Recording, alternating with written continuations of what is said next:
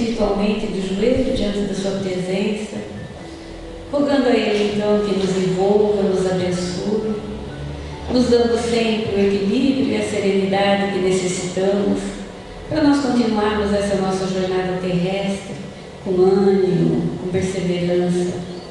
Senhor Jesus, Espíritos amigos que envolvem esta casa e este trabalho, rogamos a vós, Senhor, as bênçãos de paz, as bênçãos de luz a cada um que aqui se encontra e àqueles que por alguma razão que não puderam estar, mas que sejam eles envolvidos e abençoados. Rogamos-te, Senhor, que nos dê sempre, Mestre querido, a tranquilidade, para que nós consigamos vencer as dificuldades do caminho, evoluindo a cada dia, buscando mesmo, através dos seus ensinos e dos seus exemplos, a nossa melhora moral e espiritual. Que possamos, Mestre Jesus, nesta manhã, abrir mente e coração para o entendimento dos seus ensinos e que eles possam falar fundo ao nosso coração, sendo para nós essa bússola orientadora que nos mostra sempre o caminho do amor, da retidão e da justiça.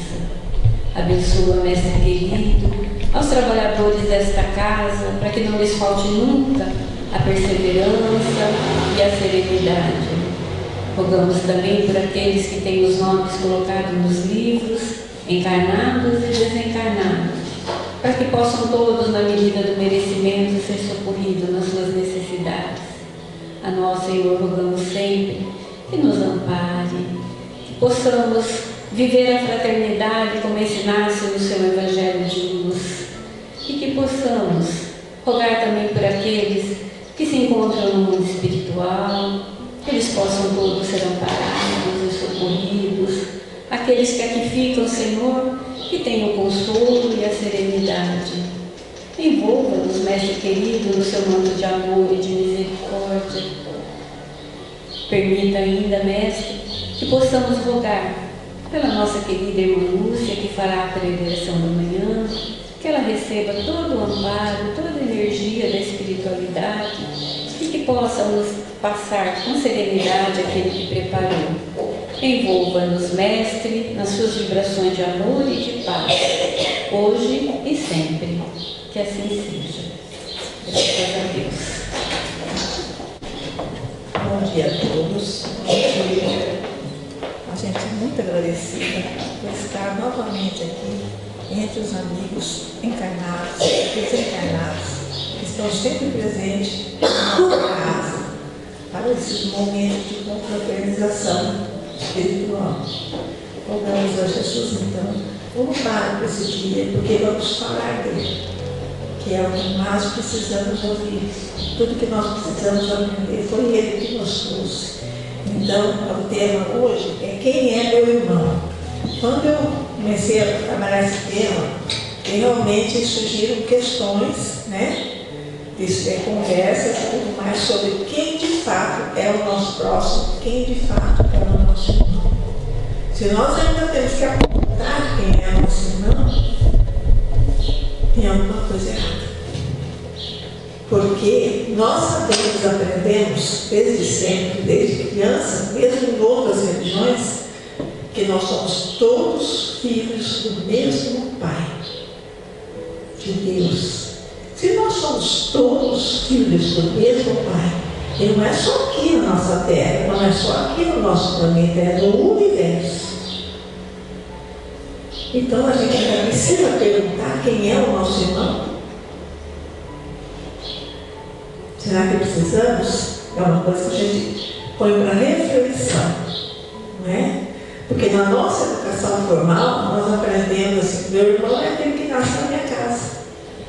Meu irmão é aquelas pessoas que estão próximas, meus familiares, meu vizinho, meu colega de trabalho, pessoal da minha igreja. Mas será que é isso mesmo? Então a gente volta, então lá nos tempos de Jesus, quando ele transitava aqui entre nós, e todos esses ensinamentos todos que vieram iluminar os nossos caminhos como espíritos, imortais que somos, que não tínhamos essa impressão, e até hoje muita gente não tem essa impressão, essa certeza. Muita gente, apesar de se dizer religioso, não tem essa certeza da imortalidade. Porque quando pensa em imortais, pensa num corpo que vive para sempre. E não é isso a imortalidade. Quem vive para sempre não é o corpo, é o espírito. É o morador desta casa que é o nosso corpo. Nosso corpo é apenas a nossa morada, enquanto estamos aqui. E um dia ela se acaba. E nós vamos buscar outra morada. Não é assim? É assim na nossa vida do dia a dia, não é? Então, ele veio nos trazer, então, reavivar esses ensinamentos para nos trazer esperança. Porque nós não podemos seguir em frente se não tivermos esperança, que é o principal de tudo.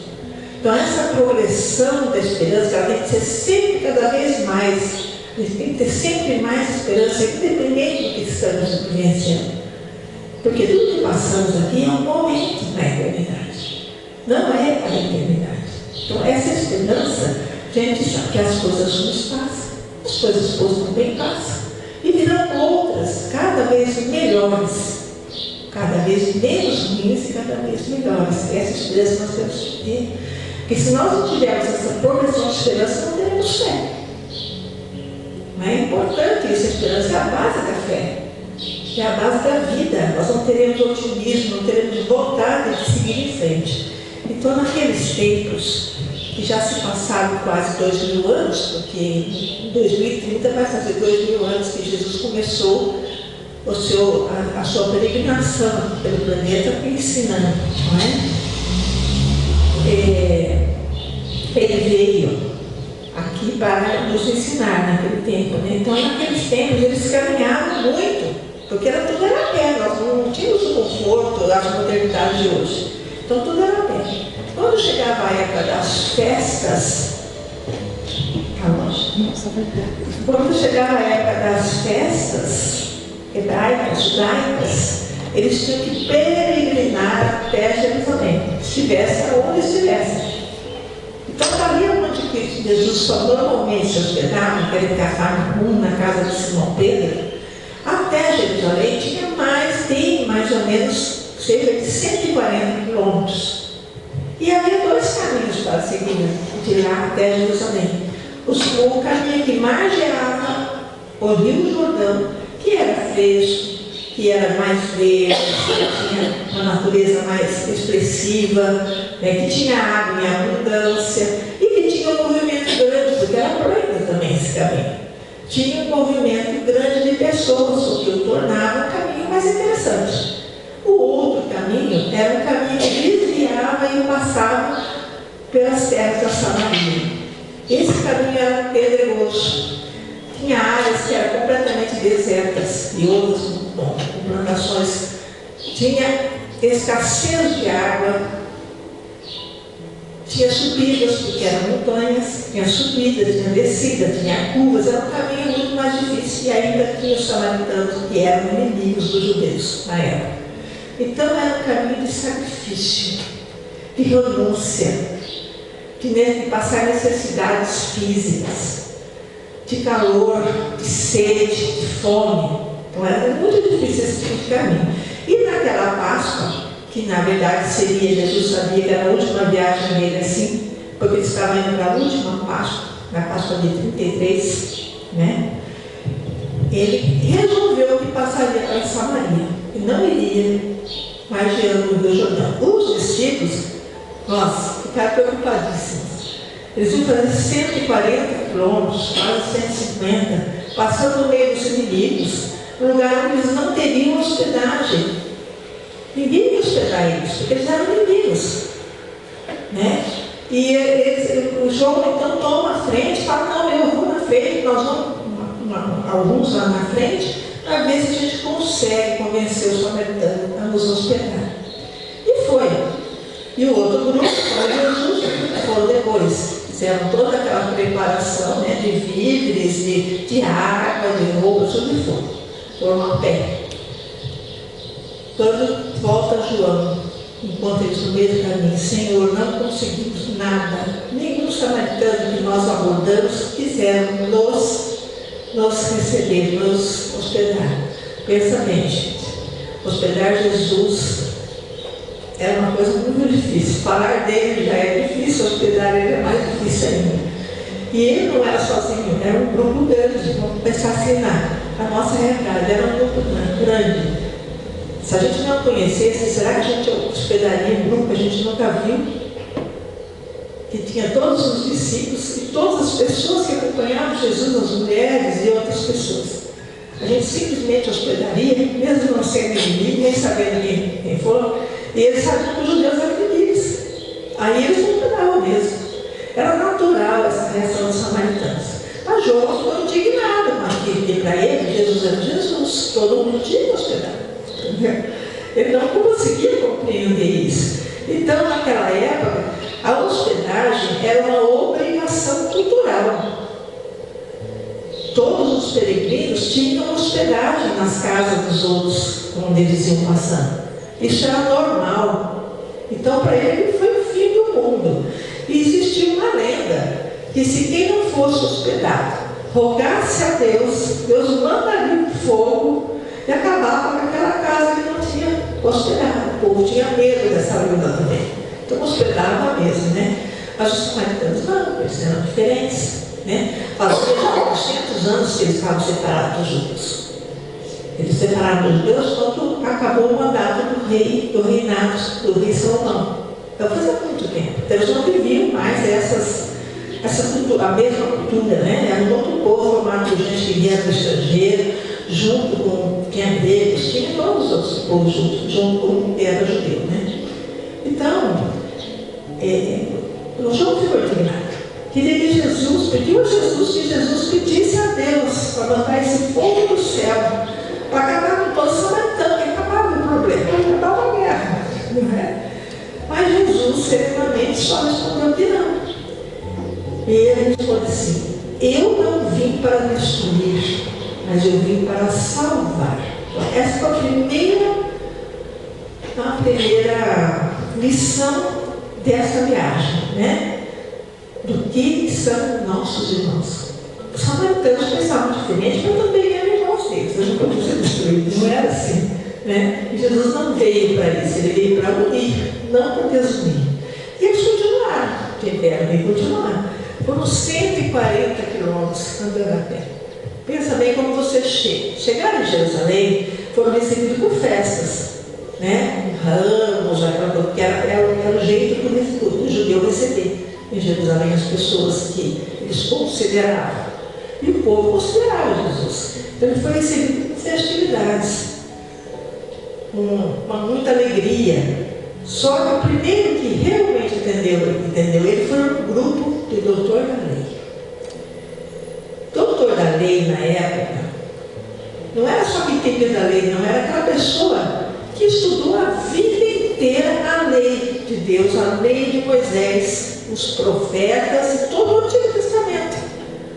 Então era a pessoa que mais entendia do assunto. Eles abordam Jesus, nem sequer perceberam o cansaço, a exaustão, não só de Jesus, como de todo o grupo. Eles não acolheram, não receberam, dando água, né? Dando lugar para descansar. Eles foram logo inquirindo Jesus, né? E o doutor da lei perguntou para Jesus, vou vir aqui para falar certinho, tá, gente? Perguntou para Jesus o que ele tinha que fazer para ganhar a vida eterna, herdar a vida eterna. Essa foi a pergunta. E Jesus percebeu que era uma pergunta capciosa, que estava apenas justificando, estava apenas querendo interrogar mesmo, pegar ele num erro. Eles conheciam bem a lei, né? Jesus sabia disso. Tá? E Jesus simplesmente responde uma outra pergunta para esse doutor da lei, né? Como você a entende? O que lê na lei, que ele leu a lei inteira, né?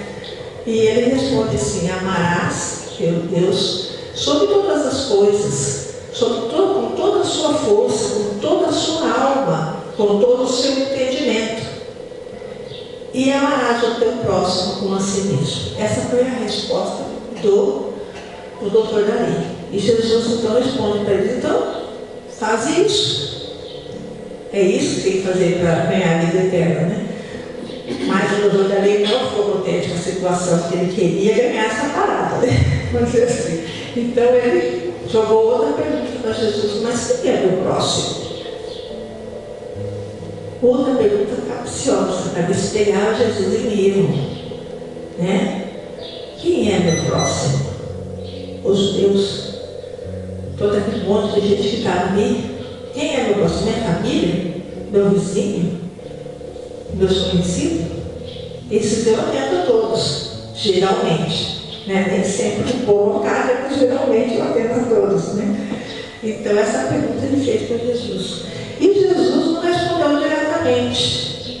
Ele respondeu essa pergunta contando uma parábola, uma história. Então ele fala, né, que um homem descia de Jerusalém para Jericó. Jerusalém para Jericó é bem pertinho, 20 e poucos quilômetros, mas é uma região montanhosa, cheia de montanhas, cavernas, curvas, né? Então era conhecido como um trajeto perigoso. Esse homem descia essa região para chegar em Jericó. Jesus não disse a nós quem é esse homem. Não disse se ele era amigo, se ele era inimigo, se ele era estrangeiro, se ele era judeu, se ele era rico, se ele era pobre. Não diz nem que tinha, porque o homem descia e foi encontrado na beira da estrada, totalmente nu, machucado, inchado, cheio de hematoma, irreconhecível, sem uma peça de roupa, porque ele foi atingido por salteadores no caminho, que bateram nele e levaram tudo, deixaram ele sem nada, nem a roupa do corpo deixaram. E o homem estava lá, inconsciente na beira da estrada. Não era possível saber quem era esse homem, porque ele falava, ele não tinha um pedaço de tecido que pudesse dizer ele veio de tal lugar. Não tinha um documento, não tinha nada. Era apenas o quê? Um ser humano qualquer. Esse é o primeiro personagem dessa história. Um ser humano qualquer. Não interessa quem ele é. Mas Jesus nem fala nada de quem ele é. Fala que o homem desse estava lá. E isso passou para o sacerdote. E o que era o sacerdote na época? Era aquela pessoa responsável pelas coisas do templo, da religião. Só que o sacerdote também tinha, naquela época, como ainda hoje nós temos muitos rituais, naquela época também tinha. O sacerdote, na época das Páscoas, ele tinha 7 dias de purificação, como se chamava, porque ele ia trabalhar lá na festa, né, na hora do sacrifício, aquelas coisas todas da religião. Então ele tinha que manter-se distante das pessoas desconhecidas. Ele tinha que não comer determinados alimentos, né? E não pegar nenhum animal morto, fazia parte da tradição. Isso não podia pôr a mão em nenhum animal morto. Ele homem caído lá, ele não sabia quem era, não sabia se estava vivo ou se estava morto. Ele quis se proteger, porque ele nem perdeu o 7 dias dele de preparação para as festas. Porque nas festas eles tinham salários dele, era um sacerdote que trabalhava no templo. Ele passou largo. Nenhum momento ele pensou naquele como sendo um ser humano. Ele podia estar vivo e estar necessitando de ajuda. Ele ficou com medo, se acordou, foi embora, colocou o seu orgulho na frente. Ele era quem ele era e ele tinha que fazer a obrigação dele. Levita é um outro que veio logo em seguida, segundo Jesus, e o levita também trabalhava no templo. Ele era aquele encarregado de fazer o sacrifício dos animais com menos dor possível. Ele também estudava bastante e auxiliava o sacerdote e tinha as mesmas condições do sacerdote, né? Passou também ao mar.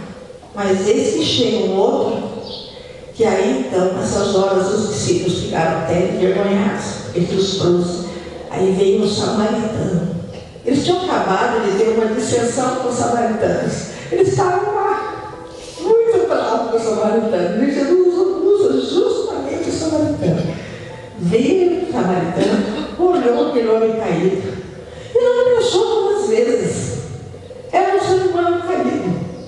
Ele foi lá, viu que a pessoa estava toda machucada, viu que não tinha como identificar aquela pessoa, saber se era gente boa, saber se era gente ruim, que se tratava. Ele era um lugar ali cheio de ladrões e tudo mais. Ele não pensou em nada. Ele chegou lá, pegou das coisas dele, que eles costumavam carregar para dificuldades da vida da época, né? Coisas que pudesse socorrer de alguma forma. Pegou o vinho, passou o vinho no corpo do homem, né? Porque o vinho, eles achavam que melhorava a ferida, e realmente, né? Porque o vinho ele tem um teor alcoólico. E isso desinfeta as lesões, né? Então ajuda mesmo a melhorar um pouco essas feridas, né? E passou o óleo, que serve como uma pomada quase, né? Dá aquela aliviada, um bálsamo. Atou aquelas feridas. Pegou o homem, ele podia ter feito deixar orar. Ele fez uma parte. Mas não, ele queria fazer o serviço completo. Ele ficou dentro, em cima do animal dele, e levou esse homem até uma hospedaria.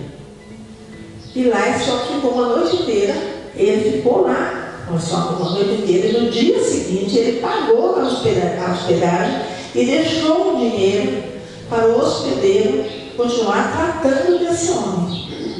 Né? Vestindo, alimentando esse homem, que se tivesse algum gasto, na volta ele então iria cumprir, pagar o resto, né? Então, essa é a história que Jesus contou naquele momento, né? E aí, Jesus pergunta para o Dona, quem foi o próximo, o irmão do homem caído? O caído respondeu, porque tinha conhecimento, uma resposta adequada, né? Foi aquele que teve misericórdia e teve compaixão e agiu com misericórdia. Então, o nosso próximo é todo aquele que tem compaixão e age com misericórdia. E nós só somos próximos de alguém, irmãos de alguém, se agirmos da mesma forma. Então, nós temos que pensar nisso. Que não importa quem a gente seja, o que a gente faz, que profissão a gente tem, os poderes da nossa bolsa, isso não tem menor importância, porque tudo isso é coisa passageira, que também passa. A única bagagem que a gente leva é a misericórdia para que a gente tenha a compaixão que a gente tem de nossos irmãos. Seja ele aqui entre nós, seja ele do outro lado do mundo, seja de outra raça, de outra cor, de outro tipo físico, seja um espírito quase primitivo, seja um homem de alta inteligência. Todos esses são nossos próximos e a gente esquece disso. Não que a gente seja ruim a esse ponto, a gente esquece naturalmente, porque a gente está evoluindo e vem trazendo essas coisas lá de antigamente, essas tradições lá de antigamente, de como agir. Então eu dou mais importância para aquele grupo familiar, eu dou mais importância para os meus vizinhos, para aquele grupo da igreja, da outra igreja já não serve, não é? Às vezes, dentro da nossa igreja, dentro do nosso tempo, nós fazemos divisões. Eu penso assim, o outro pensa assado. Então não funcionamos como irmãos daqueles que pensam diferente, ou que agem diferente. E a diferença, a diversidade, vai existir sempre. Porque nos une é o amor, não é as diferenças sociais, as diferenças físicas, é o amor que nos une. E Jesus estava ali, no tempo de Páscoa, que era uma das festas, né? Naquele tempo juntava gente de todo jeito. Podia aparecer gente de todo jeito a toda hora. Os deuses que só interesse mais histórico, eles tinham 3 comemorações no ano. Uma era a Páscoa, que celebrava a saída deles do Egito, que era a mais importante de todas. A outra era o Pentecoste, que já existia naquela época, a festa do Pentecoste. A gente pensa que é só hoje, né? Só que eles celebravam a colheita, a boa colheita, e celebravam o dia que Moisés recebeu as tábuas da lei no Monte Sinai. Sempre comemorado 50 dias depois da Páscoa. Então era isso que eles comemoravam e comemoram até hoje, quem é da religião judaica, né? E a outra festa importante era a festa das tendas, onde o povo todo ia para Jerusalém, também em serviço religioso, formavam as tendas, faziam as tendas em volta do templo, nas ruas, onde encontrasse um espaço, apenas telhados eles faziam tendas, para poder comemorar essa festa, que comemorava os 40 anos que o povo judeu peregrinou no deserto. Veja bem, esse povo viveu 400 anos no Egito. E sai, era o único povo que acreditava no Deus único, mas estava muito infiltrado de coisas e tradições do Egito.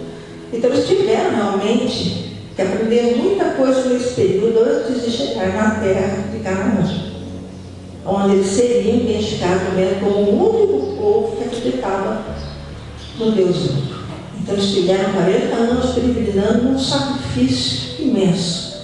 Quem caminha com Deus, quem caminha com Jesus, não fica livre do sacrifício, mas pode minimizar o sofrimento do sacrifício, pelo entendimento de que nós precisamos passar por uma coisa para um tempo melhor. Nós não podemos sair do lodaçal e entrar no paraíso sem a gente ter um percurso a correr, a passar. E não leva 40 anos, leva muitos anos, muitos séculos, tem um futuro para frente, para a gente chegar perto de uma perfeição. Então essas dificuldades que nós passamos fazem parte da nossa caminhada, da nossa peregrinação. Não precisamos pegar uma estrada aí e ir para o Sul do Norte, por exemplo, que é uma peregrinação que o povo brasileiro faz, né? Não precisamos fazer isso. A peregrinação depende de nós. É melhorando a cada dia, é renunciando, é aceitando as situações que nós vivemos, é tentando entender o porquê das coisas. E só a doutrina espírita realmente esclarece a maior parte do porquê das coisas. Porque a gente olha essa vida, a gente acha que não é justo o que nós estamos passando. Porque nós sempre fomos bons, nós nunca fizemos grandes erros, nós só fazemos aqueles errinhos de todo dia, né? Mas nós achamos que somos bons, achamos que o outro é ruim. Só que nós não conhecemos nossos passados como espírito, nós temos uma anterioridade. Isso é só a doutrina espírita que nos explica, que nos esclarece. Nós temos uma anterioridade, tempos que já vivemos, nós pescamos lá, antes de nascer, fatos que foram sendo repetitivos em várias encarnações aqui na Terra. Momentos que a gente caiu, que a gente faliu e que nós precisamos resolver. São coisas que nós precisamos resolver. E isso foi tudo inserido no planejamento encarnatório. Nós não viemos para resolver tudo que nós fizemos no passado, não. Nós viemos para resolver uma coisinha. Que essa coisinha está travando a nossa peregrinação. E nós vamos resolver. Então nós viemos com esse planejamento. Podemos cumpri-lo ou não, porque nós temos a escolha, a possibilidade de escolhas. Mas nós temos que ter na nossa cabeça que quando nós fazemos uma escolha aqui, nós temos que analisar bem para ver se ela está inserida dentro da lei de Deus. Sim, se ela tivesse dentro da lei de Deus, eu estou usando bem a minha livre escolha, o meu livre-arbítrio. E aí sim é o livre-arbítrio. Porque o livre-arbítrio ele tem que estar baseado na lei divina. Se eu acho que o outro que eu não conheço não é exatamente o meu irmão, se eu acho isso, eu não estou cumprindo a lei divina. Pura e simplesmente isso. Se eu acho que o russo lá que está brigando, a Ucrânia e tal, tem nada a ver comigo, não, eles não são da minha turma, eles não estão aqui, o Brasil não participa dessas coisas. Eu não estou na lei divina. Eu tenho no mínimo que fazer o possível, é orar por eles. Para que Deus tenha, independente de quem está certo e quem está errado. Porque no fundo, todo mundo está errado. quando se declara uma guerra. Então, é preciso a gente acabar com essas guerras, primeiro dentro de nós. Não guerrear, irmão, seja ele conhecido ou não. Não bater de frente, sempre ter uma palavra consoladora, uma palavra amiga, que possa trazer lucidez para aquele espírito, para que ele possa renovar a esperança de progresso. Então, esse é o irmão que consegue nos trazer a esperança de progresso de volta naquele espírito caído, convalido, inconsciente das verdades divinas. Aí sim estaremos andando dentro da lei divina, apesar de ainda termos muitas falhas. Mas enquanto nós não soubermos quem é o nosso irmão, nós não saímos do lugar. Peço a Deus então que nos ampare e que a gente reflita também no que nós estamos fazendo aqui.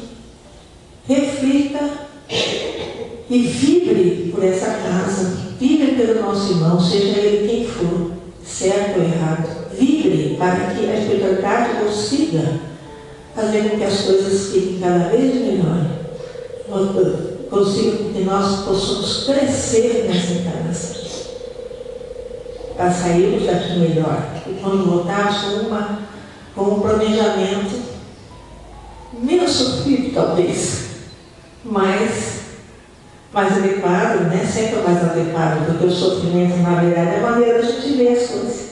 Se eu achar que eu tenho que drenar um abscesso, aquilo vai doer sim, com certeza. Mas se eu achar que aquilo vai fazer bem para mim ou para o meu filho, eu vou permitir que se faça.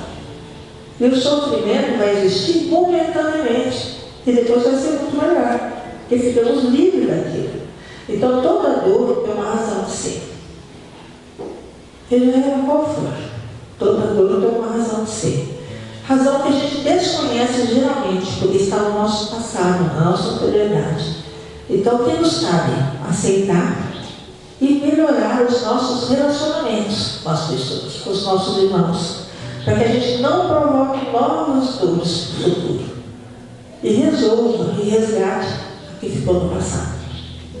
Porque certamente nós deixamos muita gente triste, muita gente abandonada, muita gente sem amparo nas reencarnações passadas. Então é justo. Deus é justo. Ele está nos educando, ele não está punindo com os discípulos daquele Cristo samaritano. Ele não está punindo, ele não está destruindo, ele está construindo o amor entre nós. E é isso que nós temos que compreender e aceitar as nossas situações difíceis, que parecem difíceis, sempre pedindo ajuda a Deus, porque elas serão nossas amizades. Encontrar-se-ão outros caminhos. Mesmo nessa relação mesmo, nós poderemos ter momentos muito melhores do que hoje. Se o nosso pensamento, se o nosso coração estiver nos Evangelhos de Jesus, nos seus ensinamentos e em Deus. Muito obrigada a todos.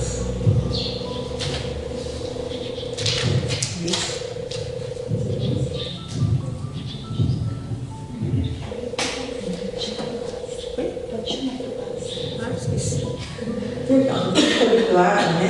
Agora é hora do trabalho dos passes. Então nós queremos chamar os irmãos que estão encarregados desse trabalho para adentrar a sala do passe, a sala de passe, os demais fiquem aqui em reflexão, para aproveitar esse momento. Não em conversação, mas em reflexão. E vamos receber o passe na certeza que sairemos daqui melhor. Teremos dias melhores essa semana e daqui para frente, cada dia melhor. E hoje já é melhor do que ontem, com certeza. Então vamos aos passes nesse momento, os que ficarem aguardem serem chamados. O momento é de agradecimento.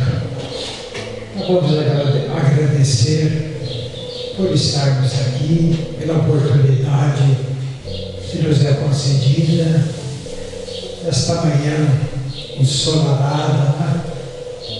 E vamos agradecer também a nossa irmã Lúcia, que trouxe a mensagem tão importante para o nosso aprendizado, onde Jesus, né, identifica o nosso próximo, identifica aquele que age com bondade, com amor, porque Jerusalém era a cidade mais espiritualizada e Jericó era a cidade mais do comércio, né? Então muitas vezes nós descemos, né? Descemos mais para as coisas do mundo, né? E necessitamos de socorro, necessitamos de ajuda para voltarmos, né, às coisas espirituais, porque elas são tão importantes. Nós estamos aqui num corpo físico, mas com a grande oportunidade de melhorarmos espiritualmente. Que Jesus nos abençoe, nos ilumine, que possamos retornar aos nossos lares, levando essa mensagem, né? Refletindo, para que tenhamos uma semana de muitas conquistas. Que a paz de Jesus esteja com todos.